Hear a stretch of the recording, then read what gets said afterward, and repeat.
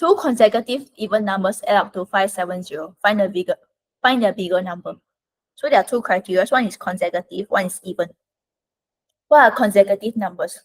It means something like 1, 2, 3, 4, 5, 6, 7, 8, 9, blah, blah, blah. This is not consecutive. Something like that is not consecutive. Consecutive means the numbers increase by 1, like this. But now there's a second criteria, which is that the numbers are even. Which means instead of +1, you should +2 instead. So something like 2, 4, 6, 8, 10, 12. So everything is +2, right?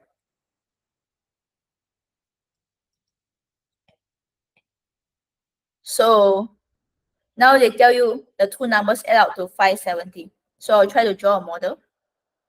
So we have a smaller number and we have a bigger number. We know that the bigger number will always be larger than the smaller number by 2.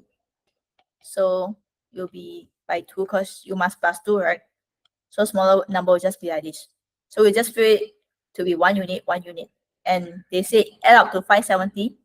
So 570 will belong to the side 570. So now you have the model, it makes things easier. The question mark will be here because you want to find a bigger number. So from here, you can find out what 2 unit is by taking 570 minus 2, which is equals to 568. So 1 unit is just 568 divided by 2, which should give you 284. But you don't want to find 1 unit, right? 1 unit is the smaller one, but you want a bigger. Bigger is 1 unit plus 2. So the bigger number is 284 plus 2, which is equals to 286.